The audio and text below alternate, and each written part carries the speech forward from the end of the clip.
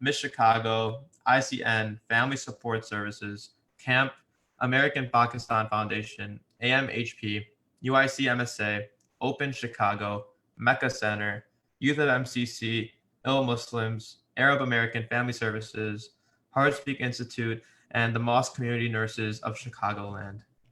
Awesome. So this is our agenda for today. So tonight we'll be covering a few guidelines and housekeeping. Then we'll move into a presentation about the topic that's being covered. Then we'll hop into a panel discussion with scenarios and an integrated Q&A as we go along. Our panelists will introduce themselves a little later on, but if you guys have any questions, feel free to leave them down below via the chat box, and we'll do our best to answer them during the panel discussion, inshallah. So a quick safety reminder. I know everyone may be a little sick of hearing about all the safety precautions revolving around COVID-19, but we want to reiterate, as we're living in such a fragile time, please remember to wash your hands, cough into your elbow, don't touch your face, keep a safe distance from one another, and please stay at home as much as possible. Again, these are all recommendations given from WHO or the World Health Organization. So inshallah, I'll be moderating tonight's discussion. In respect to everyone speaking, everyone else in this call is muted. So if you guys have any comments or questions, I highly recommend throwing it in the Q&A tab or chat so it could be answered sometime tonight. All questions will be asked anonymously, and near the end, we'll be sharing details about the CARE Coalition form, which can be used for those requesting expert assistance. If you're in immediate danger or have an emergency, please dial 911. Now let's hop into the presentation for tonight. So inshallah, outside of the immediate physical illness itself, COVID-19 has had a large impact on our families and relationships with people. This could be something as simple as self-isolation, leading to anxiety, or something as severe as a layoff from a job and scrambling for income. These all have their own consequences. Mental health is especially important when it comes to families and relationships. Poor mental health impacts the people that you're closest to, directly or indirectly. This can include your spouse and your children. We've seen 80% of patients classify their mental health as having a detrimental effect on their families. Stress levels, stress reactions, and emotional health can lead to emotional distress, breakups, and domestic violence. So let's take a look at the numbers behind it all. While these numbers may not seem linked at first glance, it's important to consider them all in the same breath. As people lose their jobs, family dynamics become increasingly stressful. Those already dealing with issues such as domestic violence may find their problems amplified during this time. Here we see, as mentioned earlier, how things can get worse for people with mental health issues and family problems. 16.8 million people have lost their jobs, and over 14,000 people have died in the US from COVID-19, and that number is just growing. The effect that this has on mental wellness of the country as a whole is a big deal. This graphic right here can show some of the different phases or zones that we may go through during the crisis. It's important to be mindful of each one and to use our fear to eventually learn and grow from the situation. We always want to reiterate that you're not alone. Millions of people are dealing with the effects of coronavirus, as well as mental health issues in general. Remember, it is okay to not be okay, and it is never wrong to ask for help. That being said, here are some resources that are available in our community with their respective organizations and websites. These range from counseling services to direct helplines and peer-to-peer youth hotlines. I'll give everyone a moment to go ahead and take a picture of this slide before moving on. We'll also be emailing our guests with this slide right after the webinar is over. From all of us at Project Taqwa and the Illinois Muslim Civic Coalition and our partners, we want everyone to look after their mental well-being during this time. Stay safe, stay healthy, and most importantly, stay sane. So we'll now go ahead and be transitioning into the panel discussion for today. The panel is going to consist of 6 scenarios with insight given from our panelists. We encourage you to ask questions or for clarification using the chat and Q&A features down below. So tonight's panelists will now be introducing themselves. Edmund, could we go ahead and start with you? Sure, assalamu alaikum. Hello, everybody. I just wanted to thank, first of all, Project Taqwa for organizing this and doing most of the work that is this great presentation. So again, kudos to all the people who worked on this and all the organizations that have supported it.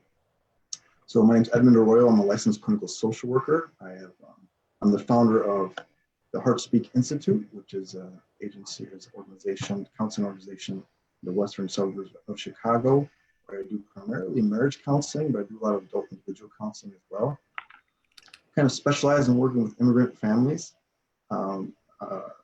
Muslim, Indian, Pakistani, Arab, then minorities in general. I think people really appreciate when someone understands the culture in which they're having their struggles and how it contributes or can support them through their tough times. I'm also a school social worker at Hinsdale South High School, which is a high school in the western suburbs as well. I do a lot of, sponsor a lot of clubs there, drug and alcohol prevention, leadership club that I sponsor, and a cultural celebration club as well, and then obviously the MSA, the Muslim Student Organization. And work primarily with teenagers there, doing a lot of individual counseling with teenagers and group counseling. Thanks for having me. Cool. Awesome. Thank you so much, Edmund. Sahar, can you go next? Assalamualaikum, everyone. Thank you so much for joining. And I second my voice to Edmund. Thank you, Project Taqwa, so much for really holding the space for everyone, including ourselves. I think often as professionals, we ourselves need to indulge in this form of community, if you will.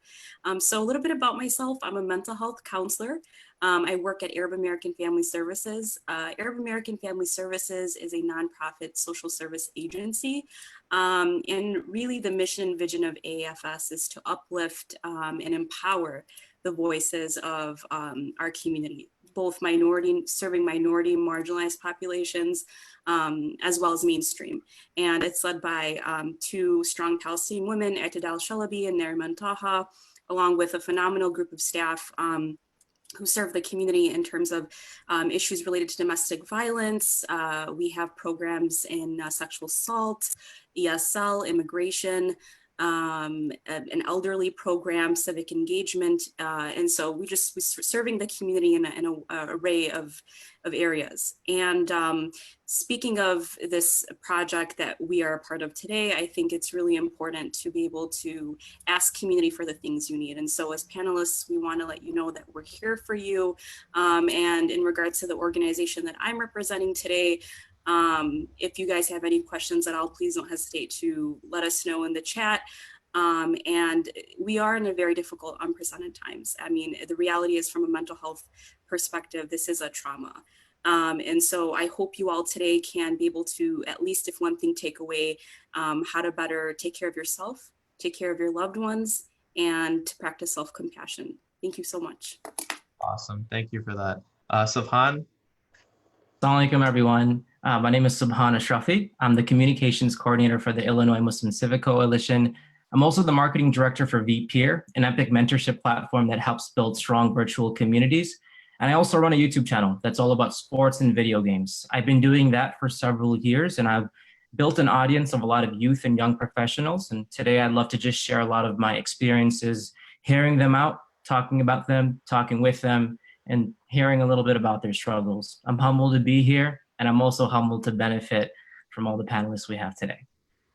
Awesome. Thank you guys so much for all of that. So we're going to go ahead and hop into the first scenario that we have for this evening. So here's scenario one. My husband has dealt with the depression long before we were married. He had just finally started seeing a therapist a month and a half ago. I try to support him as best as I can, but during the coronavirus crisis, he has not been getting help for his mental illness.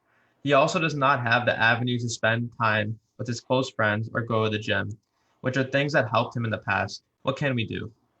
Edmund, let's go ahead and start with you for this one. So I think one of the things that everybody should know right now is that there was a lot of pressure put on by the mental health experts in the country, a lot of pressure put on insurance companies to make sure that they will approve teletherapy. So therapy online. So in my practice, I have another therapist that works with me. There are several therapists in my office space, and nobody's in the office right now, but they're all still practicing. And I have a higher demand than usual of people needing to see someone. And so you should know that, look into your insurance company and find out how you can pursue teletherapy with a local therapist and from the comfort of your home I've had people talking from their cars, from their bedroom, from their office, wherever. So it's really important that people know that and you access that.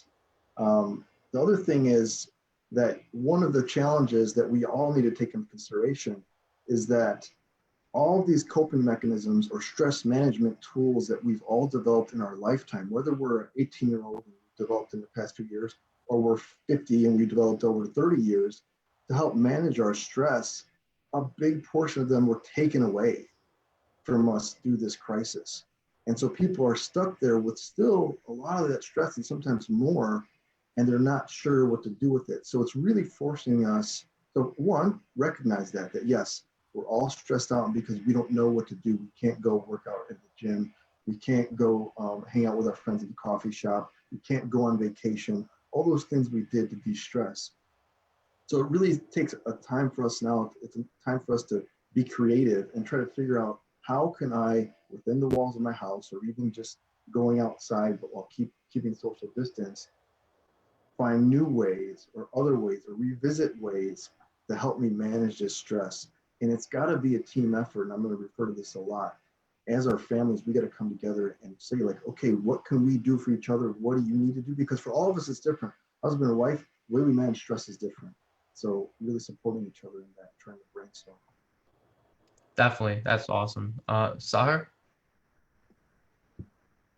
Yeah, I want to note that depression can be very debilitating for a lot of folks. And then the reality is not everybody has access to mental health services. We already know, and for those that don't, there's a disparity in mental health services within the marginalized and minority communities.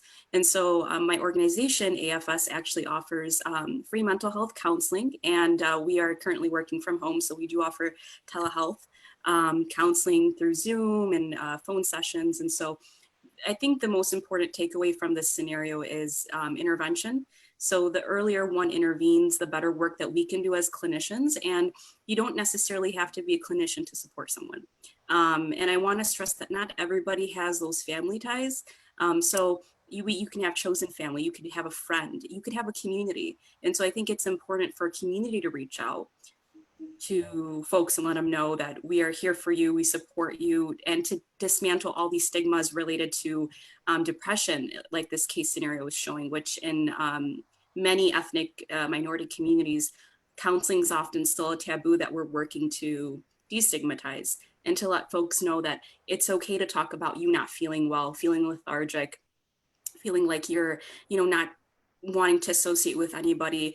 And in many capacities, I think we've all in one way or another felt not like ourselves, or we've had something very traumatic happen to us. And so it's important to be able to honor one's narrative and to get them the help that they want and meet them where they're at. And that's something that I also want to stress, is to meet folks where they're at. Definitely. Subhaan, what are your thoughts? Yeah, so just to piggyback on what everyone was saying, I think number one, if there are options, as Edmund was saying, to get online therapy, I definitely think that's something that should be explored, inshallah.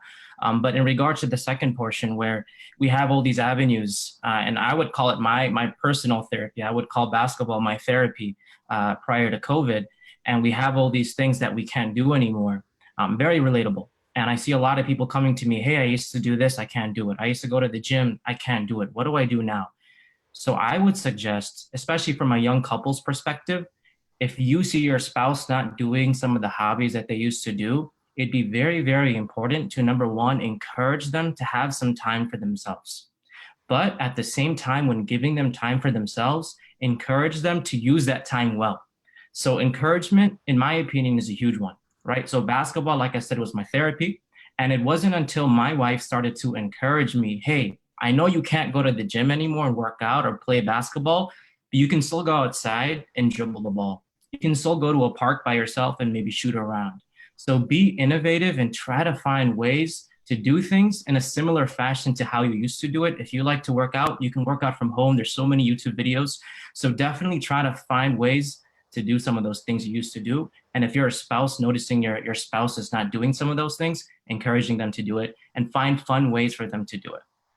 Definitely. From a family perspective myself, even though I'm not married or anything, I live in a household with 5 other people. So the gym used to be my way of being isolated and kind of having my own alone time. And now I find that differently when I go out for a walk or something, just get some fresh air to be away from everything or go for a drive.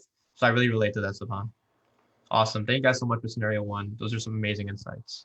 So we'll go ahead and hop into scenario two. Actually, real quick, we have a graphic. So this graphic we meant to put up as you guys were talking. But we have the fear zone, learning zone, and growth zone, as we talked about earlier during the presentation. These are great methods to break down stresses during COVID-19. So scenario two. So every week for the past few months, my wife and I have gotten into small arguments that turn into giant issues. We always say we forgive each other, but each time a new issue comes up, we bring up old ones. During this quarantine, it has only become worse. I'm afraid we will get sick of each other. So, Subhaan, let's go ahead and start with you for this one. Yeah, absolutely. So, being with I just got married, alhamdulillah, 2 years ago. And I would say that during COVID, I've never spent this much time every single day with my wife. And it's natural for whispers to come sometimes to find a fault or something in your spouse or just the family you're living with as well. When this happens, I think it's really important to engage in communication. Communication is so important in marriage, in a relationship with friends, with family. And if communication is done during something like this, when there's an argument or something like that, it's a good opportunity to hash things out. I think in regards to I'm afraid we'll get sick of each other, that's definitely something that's natural that some may feel. But there's a difference between, as I mentioned in the beginning, we're spending so much time together. There's a difference between spending all that time and then spending quality time. So I think if you are a young couple, it's very, very important, although you're with your spouse every single day at home during COVID, to make an intention and actually make separate time to have that quality time, whether it's a date night, you're playing games with each other, you're watching a movie, actually making that intention to have that quality time. And I really feel like that'll kind of give that, before COVID experience, like you're with each other, you're spending that quality time, and hopefully, inshallah, it'll make a huge difference. Definitely for that. Sahar? Absolutely. I mean, this is a scenario that I've seen often in our organization with clients and families. The reality is with quarantining, isolation can be a very scary thing. It can be very triggering to many folks because especially to folks who are so used to being social or just are high functioning. I myself am high functioning, so it can definitely be triggering. However, from a couple's perspective, any type of relationship, I think that on the contrary, this can be a really great opportunity to really dive into maybe some things like emotionally. Often there's an inner conflict with couples. And so little arguments there's something underlying to them. And then what is that underlying discomfort? Was it something that originally happened before that was really never worked through? And so we see little arguments because, if you're not seeing your spouse, say 24 hours of the day, and now you are, these little things that went unresolved are now coming up, if you will. And so I think the best way is what Subhaan had said, is to truly just communication is key. And to communicate through the discomfort. And that's the important part as well. Often, it's not always going to be roses and jokes and Titanic movies. While that's all lovely, the reality is we are going to face some conflict with the ones that we love. And so the way to approach it, I think, from a healthy manner, of course, is to be able to, with respect and open communication, transparency, be transparent with your significant other. And any partner in your life, is just be transparent, be open, be honest about the things that you're uncomfortable with. Because here's the thing, I mean, we cannot assume that the person in front of us is a mind reader, is a shrink, can read our minds. And so if you're not communicating that something's bothering you or something's hurting you, it can cause a lot of damage. And so just be open and never belittle your inner child, never belittle things that are bothering you and thinking that, I'm just going to push it under the rug because it sounds petty or it's small. In reality, if it's bothering you, it's significant. So just stay open, have open communication, be transparent. So definitely voicing a lot of my thoughts to what Subhaan touched on. Thank you. Cool, definitely. Edmund, any thoughts? Yeah, I really like what Sahar was saying about, talking through the discomfort and just kind of to clarify for everybody what she means by that is that so often when a topic makes us uncomfortable to talk about it, we just will ignore it, or we'll kind of beat around the bush and not really, because we don't like being uncomfortable, and we feel like we might cry if we say it, or might get a little bit angry, and so we just shut it off. We don't say anything. So then what happens is that comes out later when there is a disagreement. And one of the things that I would say is that, as couples, we all can communicate about the latest numbers on COVID or the weather or these kind of things at work, but can you communicate about the things you disagree on? So if my spouse is saying something that I disagree with, can I keep listening? That's really the key. Like, can you keep listening and not just rush to respond back to what they're saying? And so if you can become a better listener, this is what happens in this scenario exactly. The person feels like they're not being heard, so they feel like they have to pile other things on in order for them to make a case, because you're just rebutting with everything they say. And so so they just feel like they have to build a case then, like in court, like here, there's this and this and this and this. And then you feel like all these old things have come up. But if they feel like you've legitimized and showed some empathy and understood what they were experiencing, they're more likely to just stick to that issue and feel heard. And sometimes you'll be surprised. They come off with a little bit of anger and they calm as they go through the conversation. Definitely. Awesome insights there from all three of you. Thank you so much. Cool. So scenario number 3. Since this virus has really gotten bad, things have gone downhill in my marriage. My husband lost his job, making our relationship even rockier. Every time we have financial troubles, things go south. I really love him, but I feel as though he takes his frustrations out on me. He has slapped me and thrown things on several occasions. I do not believe this is his true self.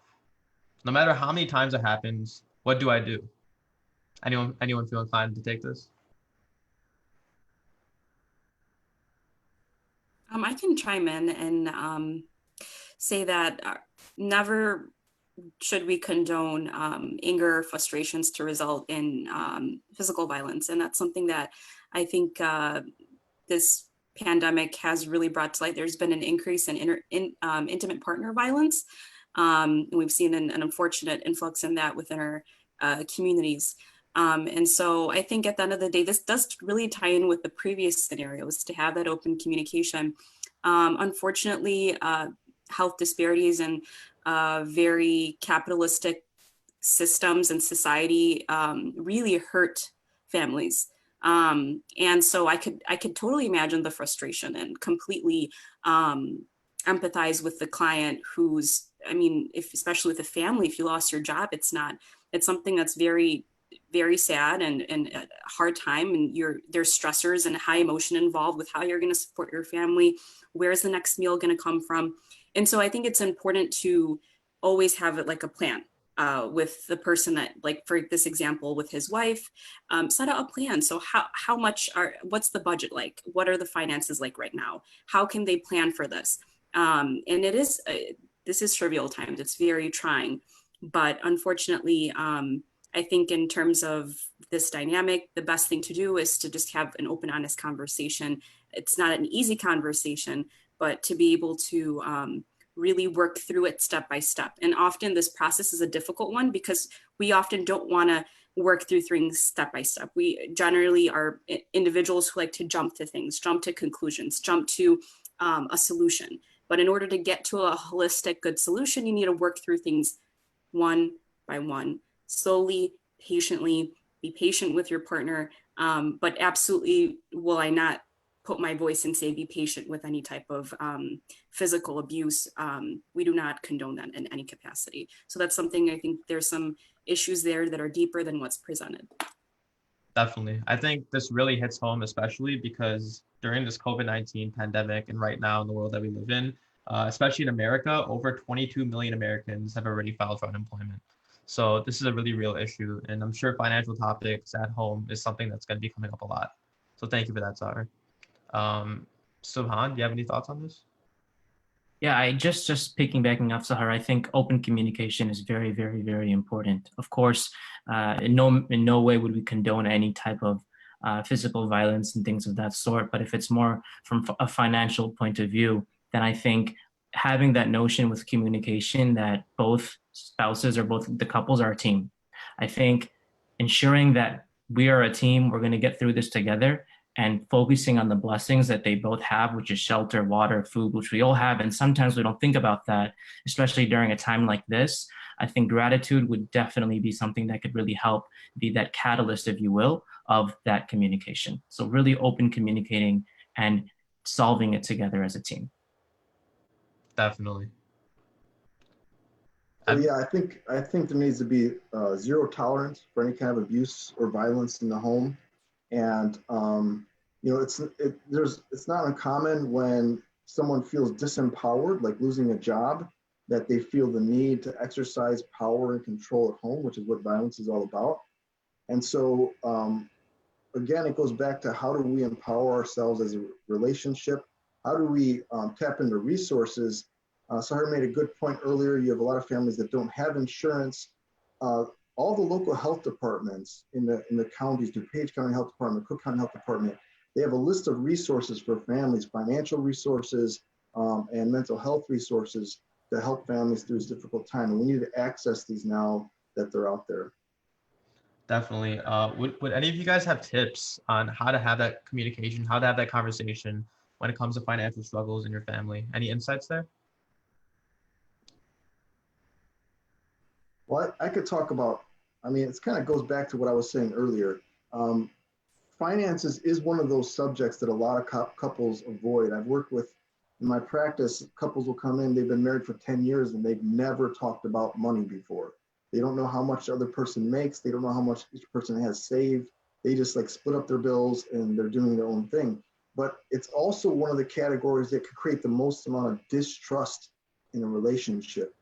So one of the things I recommend to couples is you need to put it all on the table, meaning say, you know, sit down and say, okay, this is gonna be difficult, but we're going to talk about this. And what are my expectations? Not that it has to be like this. Here's how I figured or thought our finances should be planned or managed in our relationship. And then you come to the table with your perspective. And then let's see if we can come to a middle ground on this. Because usually somebody's avoiding it because of some kind of old wound or trauma. They saw their parents arguing about finances growing up, or you know, they were poor growing up, or you know, their dad had a lot of money but wouldn't spend it, whatever it is. And so we've got to move past that discomfort, like Sahar said earlier, and just realize that, you know, there's not really anything to be afraid of, and that I can only have control over myself. And if I manage my emotions and I'm willing to be uncomfortable for a little bit, you'll see that the comfort comes at the end of it. Definitely. Thank you for the insights. Anyone else have any insights on communication? I do want to add some info in relation to everything we're discussing with this case. I think that power dynamics plays a huge role in this. There's, like we see with domestic violence, there's a power and control situation where one partner is controlling, holds more power. And so I think it's a really good question to assess if this is that. And we know that domestic violence comes in many shapes and forms: psychological, emotional, not just solely limited to physical. And so I think in this scenario, I also want to touch on community support. So we want folks to know, like, do not think that you are stuck in this dynamic, that you have to fight this battle alone, if you will. There are community organizations out there who are doing great work, are doing grassroots work. I know the agency that I work for, prior to not working for them, I didn't know that these things existed, and that I met other organizations that are doing such amazing work. Right now, AFS is for families facing financial hardship. We're giving out food throughout this pandemic. We're hot meals. We have amazing donors. We are giving out food. We have, like, for any faith-based individuals, we have Ramadan drives, and we offer food for them. And so just know that there's support out there. Don't be scared to ask for it. Sometimes I think we need to let the pride go a little bit and be able to lean on somebody else. And so if we don't have community, who do we have? And so I think that's an important part that I really want to touch on as well. And if anybody tuning in or chiming in is facing any form of domestic violence, I do want to put it out there. We do have a domestic violence 24-hour hotline, or really, it's a crisis management. So if you feel like you are in a dynamic where you just can't take it, whether it be physical abuse, psychological abuse, emotional, or just really going through crisis and you feel like you need that help, there are free resources out there. And I want to stress this out. A lot of places, a lot of organizations will give you that help with no charge. And that's the good thing about community. The hotline number is 708-945-7600. Again, that's 708-945-7600. If this dynamic applies to you, if you're listening in and you feel like, hey, I really resonate with this. I don't feel well. I'm really stressed out. I don't feel safe in any capacity. Please, I urge you to call. You can call anonymously. You don't have to disclose who you are, but there are folks out there. There are organizations out there, such as our organization, doing this work and providing that support for folks. So yeah, I think that's another avenue I want to touch on is community support. Definitely. Someone just asked a question about if they should stay in a violent situation. What's a suggestion for that? And I think you touched on that beautifully. Were there any other suggestions for that? I could just say one thing. I would say along with communal support, I think another element of that is also spiritual support as well. So I had the opportunity to work at a mosque for a couple years, and I was shocked to see that all these various scenarios, they're happening in our own communities. And our amazing spiritual leaders, they are dealing with this and they're talking to the community and they're talking to people who are going through this. So if you are going through something like this, with all the various means that we have, another mean is also just reaching out to your local imam and just reaching out and getting some advice. Don't underestimate that they deal with this. Don't think, oh, they don't know what I'm going through. No, they do. Reach out to them, and I promise you it'll be a source of benefit, inshallah. Great. Thank you so much for that, Subhaan. That was great. So let's hop into scenario 4. Leaving for college was the best thing that ever happened to me this past fall. I could finally be on my own, away from the bubble I grew up in. All of a sudden, I'm thrust back into my toxic home situation where my parents' anger issues reign supreme. They get upset at me and my siblings for the smallest of issues and blow things out of proportion. Our conversations are almost always filled with disagreement. What do I do? Anyone want to take the lead here? I could start. So kind of going back to, I found that there's some categories of or groups of demographics of individuals or people that are struggling most with this pandemic, the isolation, I should say. And one of them is young adults, teenagers, young adults. So really we're talking about like 15 to 21. And because that age is characterized by a newfound freedom and independence that they hadn't had up until that point. And so that means they could go, and especially college, right? It's always challenging for college students to come back home, even for the summer. And also the parents like, no, you can't stay out till 1 a.m. What are you talking about? And so there's always that conflict already with college students. But I've been joking around saying like all these college students and teenagers feel like they're grounded for 2 months for no good reason. Because again, going back to their coping mechanisms, but just their freedom that's been taken away. So this is probably happening. You talk to a lot of college students, they're feeling very depressed and isolated and alone. And compound that with the fact that this generation, it's really interesting. I don't want to generalize, but a lot of social media and how they used it was to show people what they were doing. And now they're not doing anything. So there's not really that communication back and forth with social media. So I've been having to tell my clients, you need to reach out to your peers. You need to call them. You need to FaceTime them and interact with them, because we take for granted all those little social interactions that we have in a given day with our friends that make us laugh. It kind of relieves some of our stress of classes, of tests, and these kind of things. And so it is always challenging when you come back to a family situation that you're trying to escape. I know a lot of times I work with teenagers in high school, and I say, well, when you go to college, then you can manage how often you're around that. You could go visit your parents, and if it gets out of hand, you could go and come back. But again, it's that feeling of being trapped that makes it so unbearable. And it goes back to the other things, trying to brainstorm and find ways to cope with that, new ways that you weren't using before. Revisit music that you did before, but also you can get out of the house as well in ways where you're still social distancing. Some people, just be creative with that. That's actually really interesting. I really resonate with what you said. As a college student myself, I haven't been using social media as much anymore as before the quarantine. And I've been FaceTiming a lot more, as you said, doing Zoom calls a lot more, and just trying to connect with people instead of texting them, instead of posting something I'm doing, because we're all in quarantine. We're all doing the same thing for the most part, right? So I really resonate with what you said, Edmund. Sahar or Subhaan, do you guys have any thoughts? Yeah, just going off of what you guys said, and Jamaal, I totally feel you. I was just in college a couple of years ago, and this is something that's so common, especially now. It's definitely happening. I would say just with what both of you guys were saying, just trying to find a way to kind of cope with some of this stuff, right? So sometimes, parents out of love, they may get mad, or sometimes they actually do get mad. But if you fire back, it's just going to keep on making the fire bigger. So maybe finding some ways like going outside, getting a walk, and just kind of exhibiting patience. With Ramadan coming next week, it'll be a great opportunity to do that.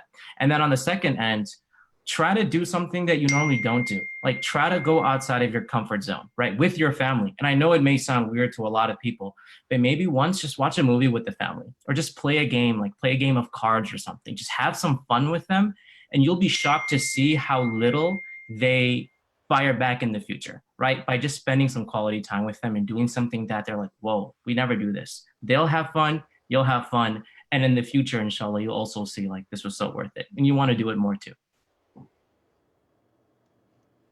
Definitely. Sahar? Yeah, I as well, like all of you, resonated with all this. Being in grad school myself, I feel like I've been in the education system for a while now. And I think when we heard of quarantining happening and then all of these in-shelter regulations being put in place, the first thing that went through my mind was for a lot of immigrant and refugee students, a lot of folks who don't have the healthiest homes, and what would they go home to? Are they safe? And so you would be surprised how many folks you meet might not disclose or look like they, have everything healthy, but in reality are truly struggling and living in very emotionally, mentally abusive homes. And it's very detrimental to our youth in the community, our young adults. And so I really challenge for those of you who feel like you're really isolated and feel like you don't have anybody, and if you feel like you're resonating with a lot of what we're talking about, and you feel like you're stuck, and you feel like you live in a household where truly there's a lot of toxicity going on and just abuse, please, I challenge you to build that community network, build that community support. You'd be surprised how many people out there are willing to listen. And I think that's something we take for granted, is the ability to holistically listen to folks. Sometimes that's all someone needs, is to be able to, for them to feel heard and to validate a lot of their struggles that they're going through. And I also see a lot of folks they are abroad for college and they come home, and there is a huge age gap between them and their parents. And it comes off as, my mother and my father are just really, really like abusive. In reality is, often we see it with a lot of ethnic and cultural minority families, is especially where their child is younger and the family, mom and dad, are older. There's like especially in the age of technology, there's a lacking of understanding. Mom and dad aren't really in tune with things, with what the child's in, with this whole Snapchat, Instagram game scenario, if you will. And so it's like they don't get it. And I think also, when we talk about culture, we talk about being very, very sheltered, and we see a lot of young youth and adolescents really just sheltered by their family, and often that's mistaken for being held down or feeling like they're trapped. So it's important to understand the role that this plays on families. And so either way, either aspect, either end of the rope, if you feel like you are isolated, if you feel like you don't have that support, just know you can create that. It's difficult, but you definitely can create that network, that support circle, if you will. Find your people, build your circle, have someone you could lean on. And I think that often when we act like we're strong and we have it all figured out and I can do this on my own, well, that's great to, believe in yourself, but I also believe that leaves us with such a heavy burden that no person should have to go through. You shouldn't have to go through anything alone, especially in isolation, with family that you may or may not feel like you are in an unhealthy, toxic dynamic. Whether you have communal support, we call it chosen family, you choose someone that you can talk to. These are all things that I think feed the soul and feed your needs that maybe aren't being met at home. And so hopefully, inshallah, this whole situation will all soon be resolved, and all the students that are here, that are home, can hopefully go back to campus. But it's definitely a very disheartening situation. It's difficult to see how this impacted a lot of folks who had to come back home because of this. Definitely. I also want to iterate that there may be a lot of undocumented immigrants or undocumented people that are fearful of seeking out counseling because they fear they might get caught or something like that. I also want to iterate and remind them that you actually won't be reported due to confidentiality laws. So definitely pursue counseling if that's something that's on your mind. You don't have to fear for that. And I also want to add, for if there's anybody listening on this topic that is undocumented, that is a DACA recipient, and you find yourself stressing about worrying if you're going to have to drop out of school, if you're not going to be able to attend the next semester because of the situation with loans being certain loan companies not funding, there are loans for DACA students out there that will fund you. And if you can't find it, that's not an option. I could put them in the link below, but also there are array amount of scholarships out there, opportunities. So I encourage our community, I encourage our youth to please don't underestimate yourself. Don't underestimate your capabilities. Apply to these scholarships. You have nothing to lose. They're absolutely free to apply to. And at the end of the day, you never know. And especially with being a DACA refugee immigrant, that's the last thing I think it's disheartening to see, is to see somebody who's worked so hard in their academic career have to worrying about dropping out and worrying about, all their hard work going to nothing. There are resources out there. There are funders out there. There are donors out there, and there are scholarships out there. Again, I will list some information below if anybody needs it. But I just wanted to throw that in. Definitely. Cool. So let's go ahead and hop into scenario number 5 for tonight. I have always felt distant from my children since they have been in high school. I felt like they did not view me as an important piece of their lives. They are not home often and are almost always out with their friends. I have caught them with different types of drugs twice before, and I'm afraid that I've lost them. During this quarantine, I want to connect with them on a deeper level than before and rekindle our relationship. What can I do? Edmund, can we start with you on this one?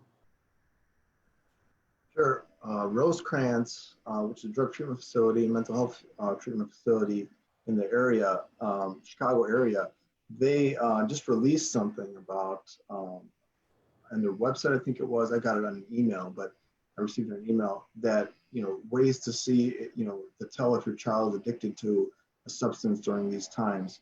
And it gives some guidance on that. And that's the thing, we're getting a lot of really great feedback from some of the attendees of the webinar. So it's just hard to address all these things. Someone mentioned EAPs, which is another great resource. Employee assistance programs. One of my friends, Joy, I'll give a shout out to her. She's a human resource specialist. And, it's really great that we have all these different resources for us. And it's just so hard to list them all, but that's a good start. If someone has a job still, they can pursue that avenue, because those resources sometimes could point you to drug treatment facilities, or it's free counseling usually to the employees for so many sessions. So in this situation, what couple things I want to talk about, is that teenage years can be definitely very challenging for adults and their teens. And I get a lot of parents that will call me and say, Edmund, I used to think my daughter was the greatest, but over the last 2 years, I feel like I lost the instructions and we can't stand each other. And it's kind of characterized by that, is that conflict between teenagers and parents. And one of the things I say is try not to talk about school as much, because as parents, that is always our primary concern. And you'd be surprised how often people get along with their kids in the summer, and then the school year starts and there's all this conflict. So one of the things I always try to do, and I always recommend for parents to do, is tell them stories about yourself. Because when you're coming around the corner and you start asking them questions, they're wondering, like, what are you trying to find out about me not doing? How am I going to let you down right here if I say the wrong thing? So they don't want to give a whole lot of information. So just tell them stories about yourself, tell them stories about what you're thinking, share your thoughts, and then really try to listen to their response before you even say anything. And let them don't be uncomfortable with silence.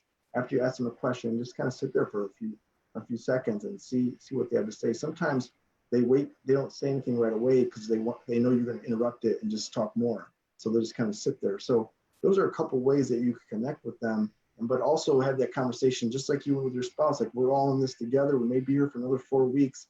Let's make the best of it. And I found that some families actually have really come closer during this. Especially if you don't have little ones, the little ones make it a little hard. They're loving it, but the parents aren't loving it so much. Awesome. Subhaan? Yeah, this is the real one. When I work at the mosque, I would get calls like this all the time. Parents finding out their kids drinking, doing drugs, all that. Very, very tough. But there is light on the other side of the tunnel. For me, what I've seen that helped a lot of parents, and I'm also thinking of this from a child's perspective as well, from a parent, is parents ensuring that they relate to the kids, right? So that they actually, instead of scolding them right away and yelling at them and just saying things to them that are just going to push them more away, actually just spending some time with them, listening to them, and not getting to that thing that they want to know about and talk about right away. It's a long-term game. Spend time with them, develop interest in them, be their friend, just be their friend. And lo and behold, you'll see that the child will eventually start to be more open to a point where they'll know that you are the parent and you are the one who's always going to be there for me at the end of the day. I need to vent. So be a friend, and inshallah, you'll see that they'll really vent to you eventually, inshallah. But be a friend, be there for them, and don't go straight to the scolding. Yeah, definitely. Subhaan, something that you said resonated with me. The entire be a friend thing. As a kid living in a household with two parents, alhamdulillah, the best thing that has happened to me is that my parents have become my friend in that sense. They've been able to open up to me, and I found out the biggest thing is that my life isn't different from theirs. They didn't have a different life than me. They also went to school. They also had friend issues. They also had issues in their life. They also had drama. They also had things that didn't go their way. They also didn't do well in classes. Like, they relate to you a lot, even though they may not show it at times. They relate to you a lot. So being able to relate and know that they were in that situation before, and the things that they're doing and the way that they're guiding you is for a reason, so they can help you, so you don't have to go through that again. I think that's something really important to realize. Sahar? Yeah, I definitely resonate with everything you all are saying. I think when it comes to parentship, we see it in our community. Our youth are engaging in experimenting with alcohol and drugs. And while that's never, I believe, any parent would ever, in their wildest dreams or wishes, want to know that their child is prone to these things or are surrounded by people who may be tempting them to try these things. The reality is it is happening. And so acknowledging this reality and working through it, we see from the statistics, fear-based behavioral models and models of discipline, it never works. You only drive the child farther. And so like you all said with scolding, I think it's important to have very rigid, good boundaries with your children. And so not to say, yeah, it's okay, a mistake, and it's cool. And the behavior repeats again. It's important to almost be that peer mentorship, if you will, with your child. So really, truly show them how this is wrong, show them how this is harmful, but at the same time, let them know that you love them, irrespective of this decision, but that it won't be tolerated, and that it can be very harmful for them. I think it's important to work through these steps with love and with care, because we don't want to see a regression. We don't want to see, I've seen in many family with clients where the child just rebelled even more because they felt like they were selfless and worthless, and because the parent had either directly or not so directly implied that you're with terminology like loser, or terminology like failure, druggy, alcohol, all of these things that are very, very hurtful. And so we see that cognitively the child starts to believe, yeah, I am this and I am that, and I'm not loved and no one cares for me. And so it becomes a pattern. And so we don't want that to happen. So again, with intervention, the earlier we intervene, the better work we can do. And that doesn't have to be some fancy terminology. It could be, like you all said, as simple as really having a sit down, being that friend, like you all stated on for your child, but with boundaries. And it's not an easy conversation to have, but it's also not a difficult step to do. I think in our community, we see a lack of mentorship, but there are also folks who are doing that mentorship on the contrary. So if you feel like, I just can't, I don't have the resources, I don't have the patience, I just want to, shake my kid, this is so wrong, I can't tolerate it. Please don't. Please know that there are community organizations out there that you can get your child into counseling. There are folks who non-judgmental, confidential scenarios where you could get them that help. Don't feel like this is something that you have to tackle on alone, and especially for single parents. I think this is, we talk about parents, but ideally we also see in our community divorce, and we see that a lot of folks are single parents. And so we want you to know that this is not something that you have to go through alone, that we do want to support you. We are here for you and your child. There's no shame involved. Counseling, everything is confidential. So just please, again, with community support, please seek it out if you feel like this is something that you can't take on. Because ideally we don't want to lose someone to any of these aspects. We want to be able to help them and let them know that the experience that you had doesn't define you.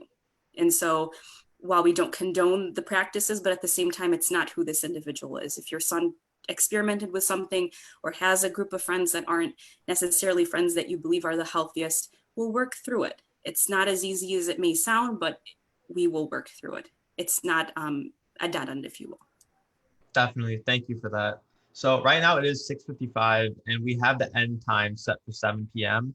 I do know people do have to go at 7. However, we're going to keep going about 15 minutes past the end time because we have a bunch of questions from you guys that we definitely don't want to ignore and we do want to unpack. There will be a recording of this sent out, so hopefully you guys can catch that at a separate time if you can't stay past 7. So we actually had a question from the audience, and whoever wants to answer it, feel free. What if I wanted to help out one of my university friends who is also struggling with drug abuse, but I also don't want to push him away and be judgmental? What can I do to be there for him and help guide him through this tough time? Well, drug abuse, drug addiction is a difficult thing. I think one of the things that we have to remember is that if we address it as an illness, like the disease model, and not a moral judgment, right? Once somebody gets addicted to a drug, or whether it's physiologically or psychologically, it's no longer a decision they're making every day. It's actually become a need for them. And so if we understand it from that perspective, and we just continue to send a message of care and concern, kind of like Sahar was talking about, then we don't have to, it's not about judgment. It just continue to say, I'm worried about you. It's a problem. I want you to get help. Here are some places you can go to get help. And there are places like Rosecrans that offer people who can't afford, who don't have insurance. They provide services as well. So there are services out there for just about everything, as long as we're willing to look for them. And right now, because of this crisis, one of the positive things that's coming out of it is all of these lists are coming up of services that are available to provide support to people in every kind of scenario. And so we need to try to take advantage of those. Definitely. Anyone else have any thoughts on that? Or else we can hop into the next one.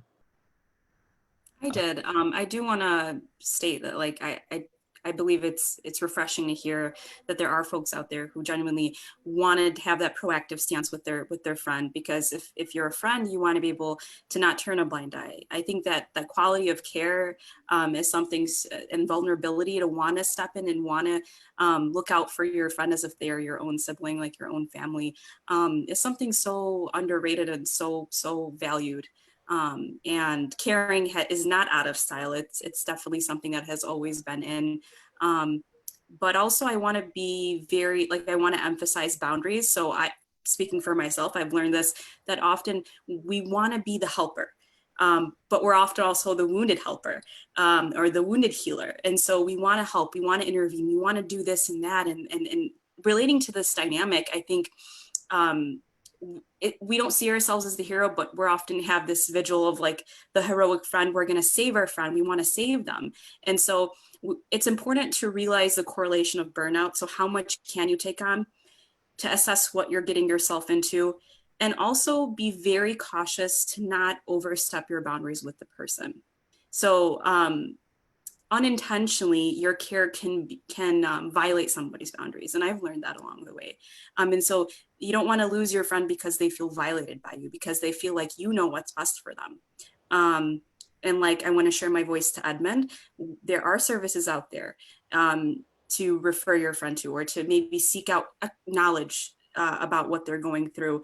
I think the best thing you can do is to educate yourself with technology these days. There's YouTube, there's a bunch of good resources online that you could kind of read up about how to help someone who's dealing with it. But when we talk about substance abuse and like this scenario, please don't take on the fact that you may know it all and that you're going to help this person sober up or recover or heal. There are professionals out, you don't want to do harm. So there are professionals out there who do this work, who specialize in this. I know at our organization, one of the therapists, Saleh, he is certified in substance abuse intervention. And so he actually specifically in our agency, his role as a mental health therapist, licensed therapist, he does substance abuse. He works with individuals who are struggling with it. And so turning a blind eye to it and saying we don't have this in our community only does more harm, just like any other community. Not to put our community down. We do face these things. We're not perfect. And so peel off the layer of judgment, peel off the layer of shame. I think really speaking directly to this college student who wants to help their friend out, please seek out sources. And that's the only advice I can give, is to seek out sources for your friend. Because you don't want to do more harm, even though it's so well-intentioned, even though there's so much pure care there. But at the end of the day, you don't want to push your friend away, further away. You don't want to violate them. And you also don't want to give false information or try to heal or save the person when there's someone out there, a professional out there who could do this work and truly help your friend.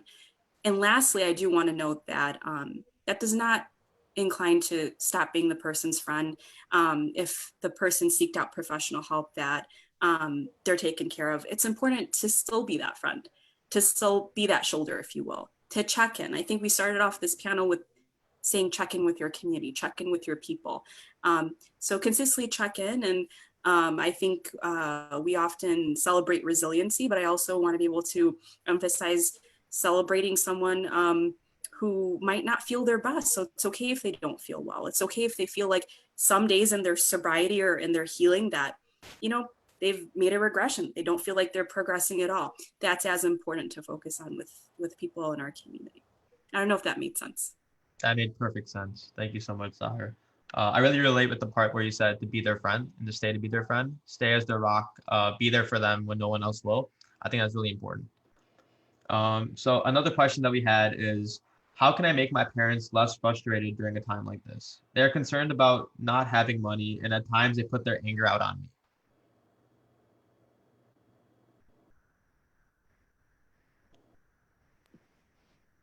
I feel like we've kind of addressed this earlier with the angry parents and the college student coming back home.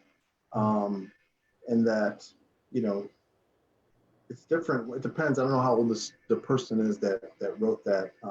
I know some of the older people in our community are struggling with the lack of independence as well, and the lack of freedom, especially retired couples. But and to a certain extent, not necessarily listening to the social distancing suggestions that are being made. So, but definitely, I mean, the finances, I think, I don't know, I don't want to repeat myself because we all kind of talked about the finances already and the challenges with parents who are angry. I mean, trying to connect, trying to find ways to connect, try to find ways that for everybody to do things that are healthy, encouraging both of them to do things that are healthy for them to manage their stress. You know, one of the things that I wanted to mention, just kind of like, it weaves into all of these things, and Sahar started to touch on it a little bit. And that is that you have a lot of people who are experiencing mental health challenges, sadness, isolation, depression, anxiety. And what I'm finding is very quickly after that feeling or thought, another thought comes rushing in, and it's covered with guilt and shame. I shouldn't feel this way because I have a comfortable house and all the meals that I need. Or there are people that are living in tents and having to deal with this, and I shouldn't feel this way. So there's this judgment on themselves that people are piling on to these already challenging times, which is totally unnecessary. We need to give ourselves a break. It's all relative. Yeah, there's always somebody that has it harder than us. You can always apply that rule.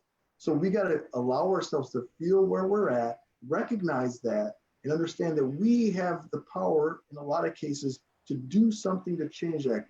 Dr. Mark Brackett from Yale University talks a lot about just understanding your emotions, understanding where you are, growing your emotional vocabulary. He has this thing called a mood meter. You could look it up all over the internet. And it has all these words that could describe how you're feeling. Because a lot of times there's that, what's that movie called? Up, or I don't know if it's not Up, another movie with emotions. And there's only like 5 emotions. But our emotions are so much more complicated and broader than that. And so for us to be able to identify how we're feeling, maybe talk with somebody else, talk through that, and try our darndest, inside out, try our darndest not to pile on guilt and shame as if I shouldn't feel this way. I remember one of the times, right when this started, people were like, oh yeah, during a pandemic, the last time somebody wrote this great book, and it's like, okay, let's see what I can get done. I feel busier now than I was before the pandemic. So I'm like, I don't have any extra time to do things and learn something new. So, but again, there's that creeping voice that will say, oh, you should have done this much. You had all this time. You should have done this. But it's not really like that. It's really about, yeah, maybe I could have, but let's give ourselves a break. This is difficult for a lot of people, and not judge ourselves for what we're not getting done, but just trying to stay productive and listen to all the things that everybody's saying on this panel today. Definitely. I also wanted to go ahead and kind of talk about emotional abuse. I want to get your guys' insight on emotional abuse, and we have a question specifically tied to it. Someone asked, how do I start a discussion with my spouse after I've been verbally wounded by him? I want to have a productive discussion without brutality, especially since we are stuck inside together. Also, we are not normally together due to our work circumstances. He travels frequently 4 days a week for work, and I work with a heavy workload that makes me out of the house when he is at home and not working.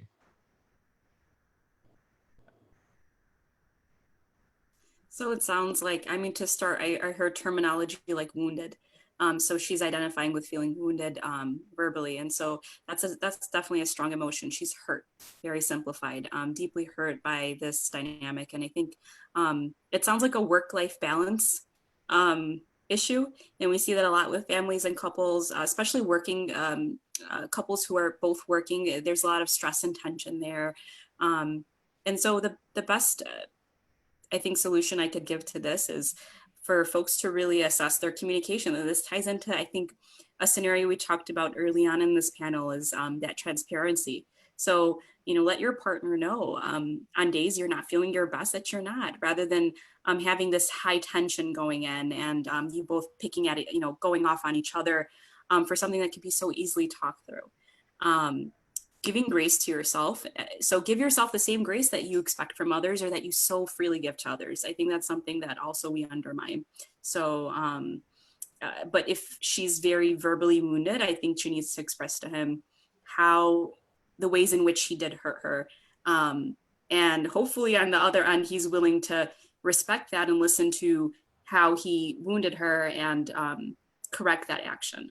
And so on the other end, it's as important as well that he's receptive, that he's unconditionally listening and willing to work on it, because it takes two. We can't have one-sided relationships and expect them to work. If one person's putting in all the effort and all the work, it's like talking to a wall, and it's almost very hard to find solutions. And we often see that person's hurting themselves over and over again. It's like a cycle of, and it's domestic violence. So emotional, mental, are all underlying of factors of domestic violence. So it's important to recognize it when it's felt. And if it's not something that it can be worked through, if the other partner isn't willing to do the correctional work, definitely then that's a different dialogue and a different conversation to have with her.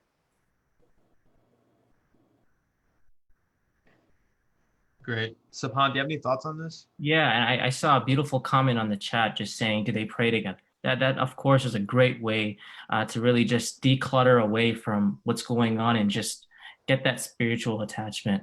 But as Sahar was saying, it's very important that it takes two.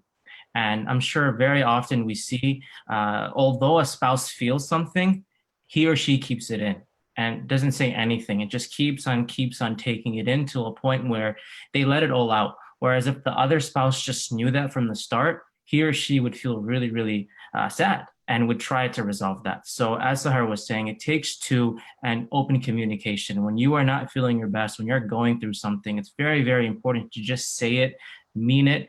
And we hope that the other spouse would then, of course, be receptive to that.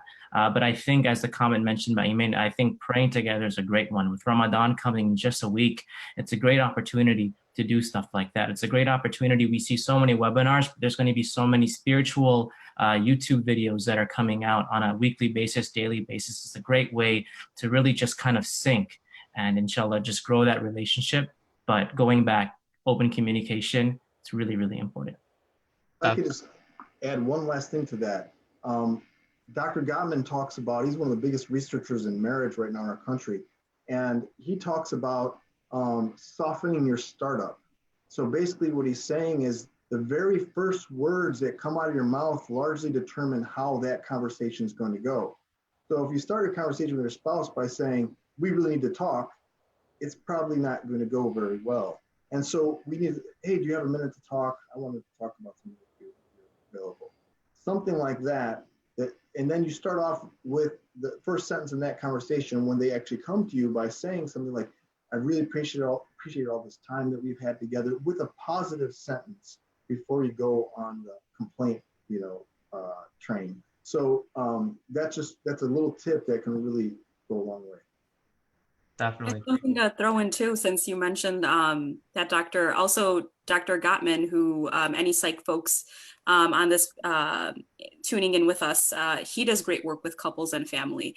And so the first step he says in family therapy is to disarm, if you will, like a fire alarm, if you try to visualize it. So disarm any type of rigidness or barriers that you put before you go in and try to hold this dialogue. And so I use the term hold. I use the term hold because you are literally holding the space when you're talking with your partner. You're not going into a battlefield. You're not going in. You remove the layers of barriers. That's as simplified as I can get. And anyone interested in reading up on his work, he does phenomenal work with family systems and family therapy. And I follow his work all throughout my career and academic career as well, and just has done phenomenal work in the literature with models about how to truly effectively work through these areas and these issues that we're talking about right now. So like I was saying earlier, there's a lot of resources out there. There's a lot of information out there. If you can't seek it, if you don't want to seek someone to kind of decompress a lot of the baggage or the that you feel like you're carrying, you can always Google these things. There's really cheap books out there you can get from like thrift store or Amazon for really, really low prices, or even just Googling his work, reading through there's a lot of ebooks out there that may or may not help you depending on the area that you're searching for in terms of couples therapy. But yeah, he's someone that I did want to know as well, Dr. Gottman. Awesome.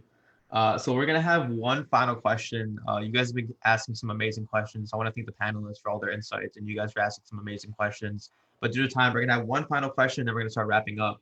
So the final question is, the fuel that's needed to support others is our love for others. However, we only have so much love to give. What's the best way to increase this fuel? I can start with that. That's definitely something that I'm sure all of us are going through. And I guess from a faith perspective, there's a verse that I'm sure all of us have heard, many of us have heard, and that's with hardship comes ease. Now, many of us think when we hear that verse, with hardship comes ease, we have to go through the hardship first and then the ease will come after. But it's actually with that hardship that we may be going through, the ease is there as well. So that fuel is gratitude.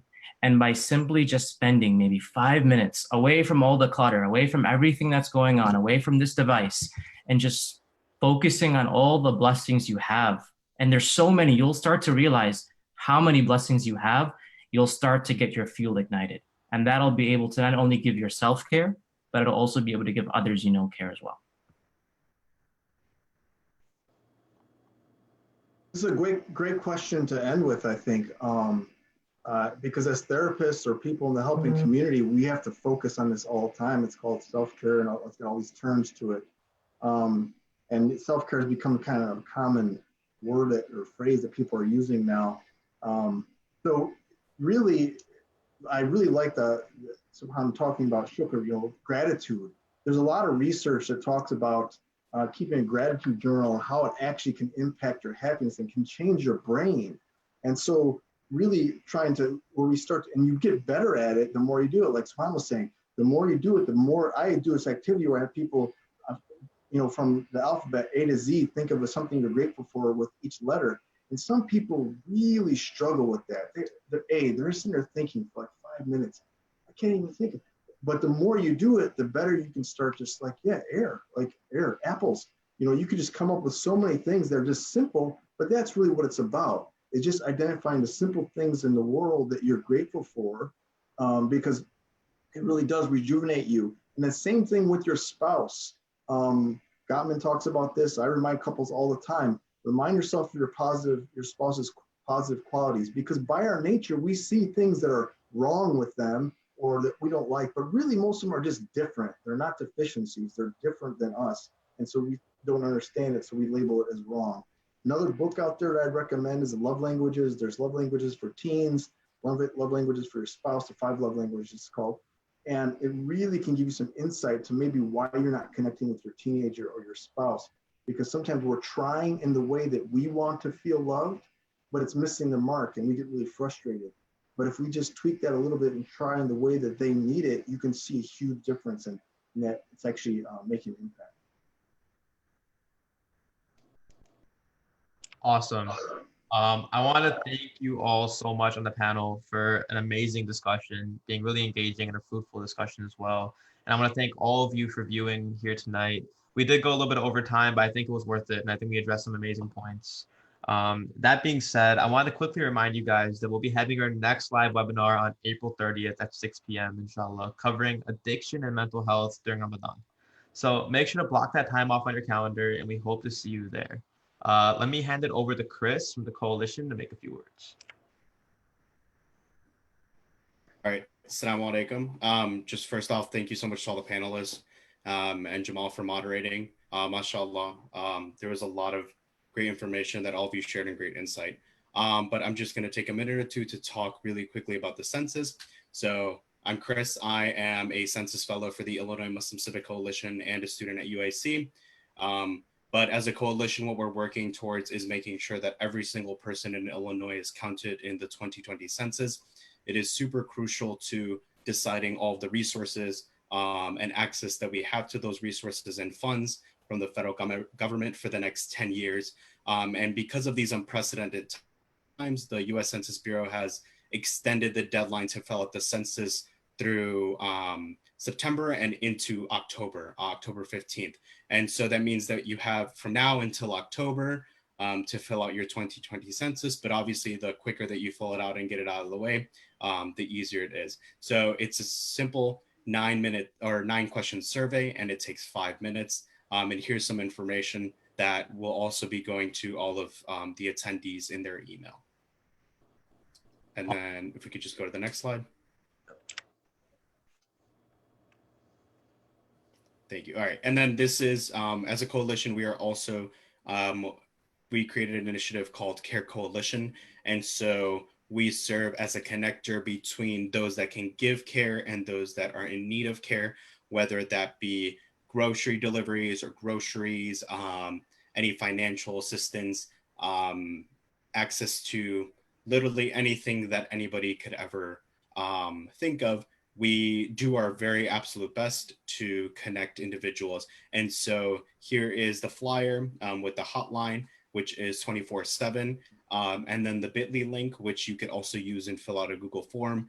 And then we'll be able to contact you. We have plenty of people requesting assistance, and also, alhamdulillah, a lot of volunteers. But obviously, the more the merrier, and the more volunteers, the more people will be able to assist, inshallah. Jazakumullah khair. Awesome. Thank you guys so much once again. Again, everyone part of Project Taqwa, the coalition, all of our partners. We want to thank you guys so much for tuning in. Inshallah, we hope to see you guys on April 30th for our next webinar. And again, here are some resources that are available. But with this, I just want to say, Assalamu alaikum. It's been a pleasure.